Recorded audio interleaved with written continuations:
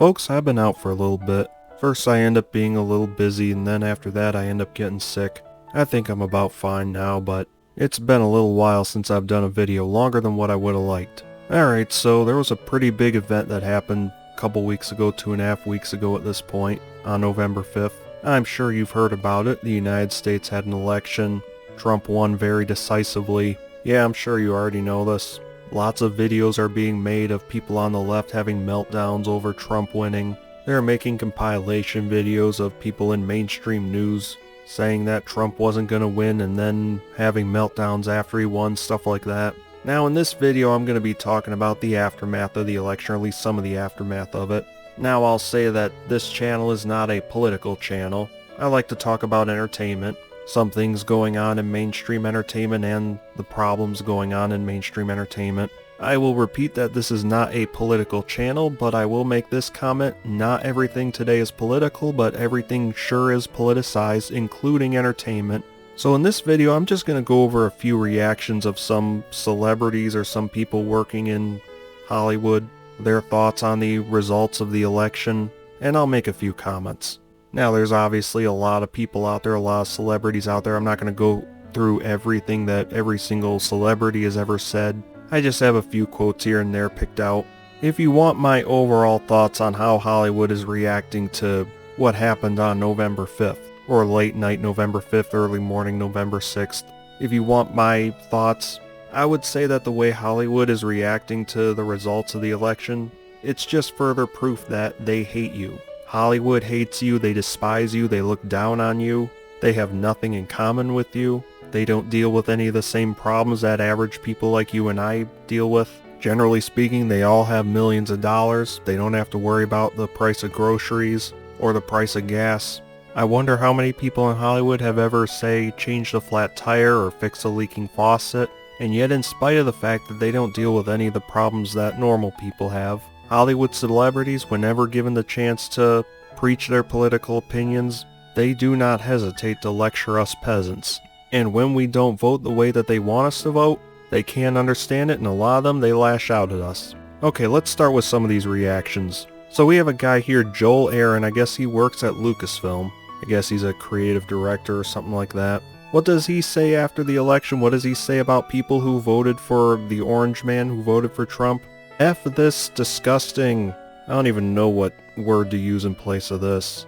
F this disgusting skin sack and all who supported him. Again, creative director at Lucasfilm says this. Let me remind you that Disney fired Gina Carano for comments that were far, far less serious than this. In fact, they weren't even serious at all. Has this guy gotten any punishment for saying this? Not that I know of. I mean, if Disney has done the right thing and fired him, and I missed it, please let me know, but I haven't seen anything. I guess he might have deleted his account on twitter.com, so there is that.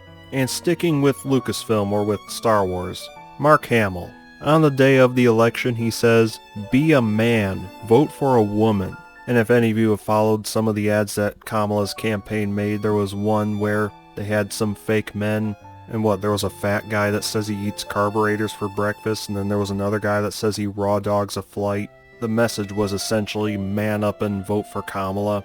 I mean, they were essentially treating men the only way that society knows how to treat men, which is to shame them. Shame them, disparage them, belittle them, man up and vote for us. And Mark Hamill right here, it's that same message. The same shaming of men, essentially. And then the following day after the results are in, he says, "They say we get the leaders we deserve. Either that has just been disproven, or this is not the America we all thought we were living in." Not the America we all thought we were living in. We all thought we were living in? Mark Hamill, you do know that Trump has the popular vote, do you? Just so you know, most people don't agree with you. But that's another point I'll make here, which is people in Hollywood, they live in a bubble. They live in a bubble, they live in an echo chamber, they live in a giant safe space, they live in gated communities, and the end result is he ends up wording it like this: this is not the America we all thought we were living in, even though most people did not vote the way Mark Hamill did.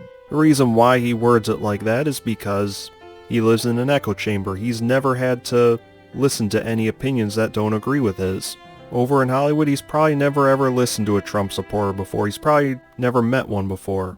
And as a result of living in that Hollywood bubble, Mark Hamill probably thought that only a small handful of people actually supported Trump. He probably had no idea that so many Trump supporters existed. And so then when the election results come in, he's absolutely shocked. Let's see, Christina Applegate here. Unfollow me if you voted against female rights.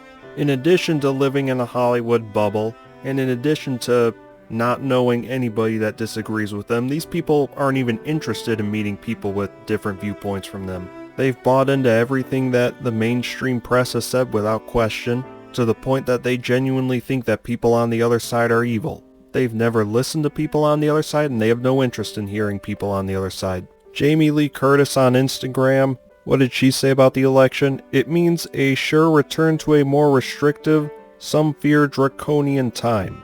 And one common claim that these people keep making is that Trump is a fascist, that he's basically Hitler. Okay, if that were really true, then why didn't he do any of that stuff in his first term? And then we have Rachel Zegler.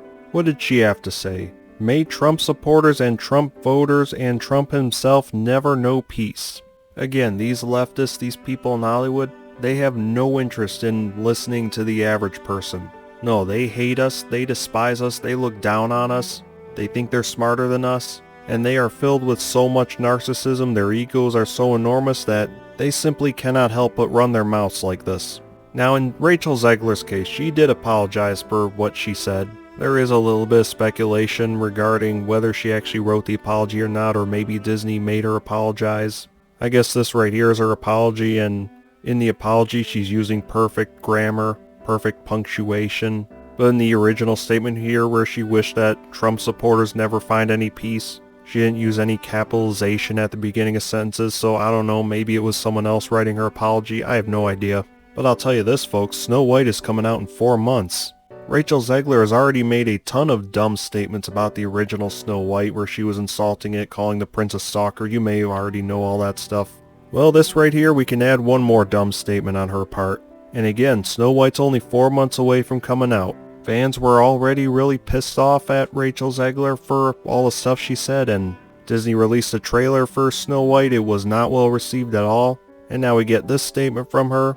Yeah, Snow White's gonna flop. And the fact that Trump is back in the White House, or he's going to be back in the White House, how is that going to affect entertainment over the coming years? Obviously, I can only guess. But my bet for right now is that they're going to be injecting more political messages into all their content. And you'll see more villains being metaphors for Trump and things like that. Yeah, I think Hollywood's going to continue burning money, but we'll see. We had this headline from a week ago. One Piece Netflix writer claims Season 2 character is based on Donald Trump. I guess they're talking about this character, Wapol. This character was introduced in the manga's 131st chapter all the way back in 2000, which is well before Trump became president.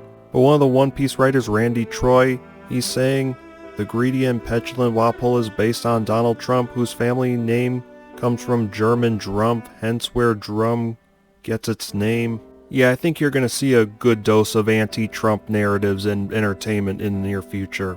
I think you're going to see a good number of villains being metaphors for Donald Trump in these coming years. We'll see, of course, but knowing how much Hollywood suffers from Trump derangement syndrome, yeah, I don't think they're capable of keeping their TDS to themselves. Oh, and I guess Nintendo made an announcement regarding their new console on election night as the results were coming in. Yeah, I thought that was kind of funny. Oh, and I guess Rings of Power hasn't been renewed yet for Season 3 for some reason. Yeah, I don't know what's going on there. Have a good day, everyone.